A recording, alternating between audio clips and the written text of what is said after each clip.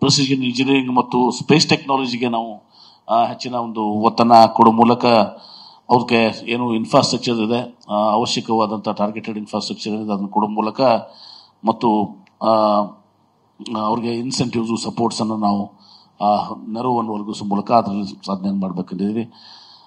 ಆಮೇಲೆ supply chains ಏನಿದಾವಲ್ಲ, strengthening ನಮ್ಮ India linked supply chains for global investors meet ಅವ್ರಿಗೆ ಏನು ಗ್ಲೋಬಲ್ ಇನ್ವೆಸ್ಟರ್ಸ್ಗೆ plug and play industrial parks ಈಗ 3-4 ಪಾರ್ಕ್ ಒಬ್ಬರು ಒಂದು ಸಿಂಗಾಪುರ್ನವ್ರ ಜೊತೆ ಮಾತಾಡಿದ್ದಾರೆ. ಟೈವನೀಸು ಮೊನ್ನೆ ಟೈವಾನ್ಗೆ ವಿಸಿಟ್ ಮಾಡಿದಾಗ ಅವರು ಟೈವಾನ್ ಪಾರ್ಕ್ ಒಂದು ಮತ್ತೆ ಈಗ ಜಪನೀಸ್ ಪಾರ್ಕ್ ಇದೆ, ಟೈವಾನ್ ಪಾರ್ಕ್ ಇದೆ, ಇನ್ನೊಂದು ಪಾರ್ಕನ್ನು ಮಾಡಲಿಕ್ಕೆ ಅವರು ಕೂಡ ಇದು ಮಾಡಿದ್ದಾರೆ. ಒಂದು ನೆಟ್ ಜೀರೋ ಪಾರ್ಕ್ನು ಕೂಡ ಸಿಂಗಾಪುರ್ ಇವತ್ತು ಮಾಡಲಿಕ್ಕೆ ಉದ್ದೇಶವಿದೆ. ಒಂದು ನಾವು ಫಾರ್ಮಾಸ್ಯೂಟಿಕಲ್ ಕೂಡ ಒಂದು ಹೊಸ ಪಾರ್ಕನ್ನು ಇವತ್ತು ಮಾಡಲಿಕ್ಕೆ ಇವತ್ತು ಮಾಡಿದ್ದೀವಿ.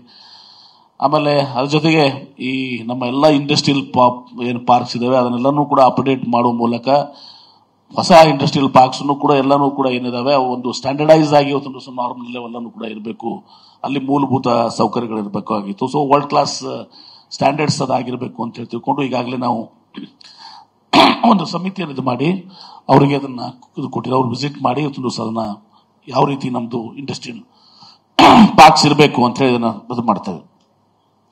ಅಲ್ಲಿ ಸ್ಕಿಲ್ಲಿಂಗ್ ಸೆಂಟರ್ಸ್ ಆಗಲಿ, ಶೇರ್ಡ್ ಹೌಸಿಂಗ್ ಆಗಲಿ ಮತ್ತು ರಿಸರ್ಚ್ಗೆ ಮತ್ತು ಜೋನ್ಸ್ ಆಗಲಿ ಇವೆಲ್ಲನೂ ಕೂಡ ಆ ಒಂದು ಇಂಡಸ್ಟ್ರಿಯಲ್ ಪಾರ್ಕ್ಸ್ನಲ್ಲಿ ಒಳಗೊಂಡಿರಬೇಕು ಅಂತೇಳಿ. ಮತ್ತು ನಾವು ಈಗಾಗಲೇ ಈಗ ತಾವು ನೋಡಿದಿರಿ ಇವತ್ತು ಇಡೀ ವಿಶ್ವ ಇವತ್ತೊಂದು ದಿವಸ ತನ್ನ ಉತ್ಪಾದನೆ ಬಹಳ ಗ್ರೀನ್ ಇದರಿಂದ ಹೊಂದಿರಬೇಕು ಅಂತಂದ್ರೆ ಈ ಫಾಸಿಲ್ ಫ್ರೀ ದಿಂದ ಹೊರಗೆ ಹೋಗಬೇಕಾಗಿತ್ತು. ಆಮೇಲೆ ಕಾರ್ಬನ್ ಫ್ರೀ ಇವತ್ತೊಂದು ದಿವಸ ನೆಟ್ ಜೀರೋ ಇದರಿಂದ ಅದು ಆಗಬೇಕು ಅಂತ ಹೇಳಿ ಈಗ ಕ್ಲೈಮೇಟ್ ಚೇಂಜ್ ನಲ್ಲಿ ಇವತ್ತೊಂದು ದಿವಸ ಜಾಗತಿಕ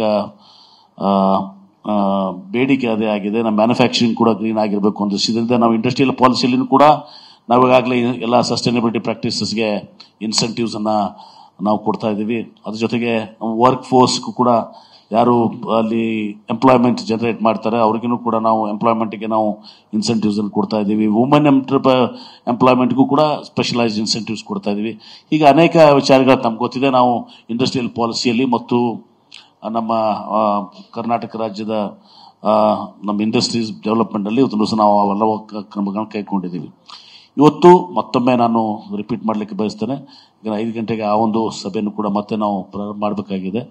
ಇದು ನಮ್ಮ ಕರ್ನಾಟಕ ರಾಜ್ಯ ಇವತ್ತು ಜಾಗತಿಕ ಹಬ್ ಆಗಬೇಕು ಮ್ಯಾನುಫ್ಯಾಕ್ಚರಿಂಗ್ ನಲ್ಲಿ. ಇವತ್ತು ಯಾವ ರೀತಿ ತಾವು ವಿಯೆಟ್ನಾಂ ಅನ್ನು ನೋಡ್ತಾ ಇದ್ದೀರಿ, ಯಾವ ರೀತಿ ಚೈನಾ ಅನ್ನೋದನ್ನು ನೋಡ್ತಾ ಇದ್ದೀರಿ, ಈ ಜಾಗತಿಕ ಬದಲಾವಣೆ ಹೊಂದುವಂತ ಸಂದರ್ಭದಲ್ಲಿ ಇವಾಗ ನಮ್ದು ಒಂದು ಕರ್ನಾಟಕ ರಾಜ್ಯ ಮ್ಯಾನುಫ್ಯಾಕ್ಚರಿಂಗ್ ಹಬ್ ಆಗಬೇಕು ಅಂತ ಹೇಳಿ ನಾವು ಚಿಂತನೆ ಮಾಡ್ತೇವೆ. ಇವತ್ತು ಈ ಮೀಟಿಂಗ್ ಬಹಳಷ್ಟು ಯಶಸ್ವಿಯಾಗಿದೆ. ಯಾಕಂದ್ರೆ ಬಹುಶಃ ನಾವು ಯಾರಿಗೆ ವಿನಂತಿ ಮಾಡ್ಕೊಂಡಿದ್ದೀವಿ ಎಲ್ಲರೂ ಕೂಡ ಇವತ್ತು ದಿವಸ ಇದರಲ್ಲಿ ಭಾಗವಹಿಸಿದ್ದಾರೆ. ಎಲ್ಲ ಟಾಪ್ ಲೆವೆಲ್ ದಿವಸ ಎಲ್ಲರೂ ಕೂಡ ಭಾಗವಹಿಸಿದ್ದಾರೆ. 80 ಜನ 60 ಕಂಪನೀಸ್ ಭಾಗವಹಿಸಿದ್ದಾರೆ. ಅವರ ಸಲಹೆಗಳು ಬಹಳಷ್ಟು ಇಂಪಾರ್ಟೆಂಟ್ ಆಗ್ತದೆ ನಮಗೆ.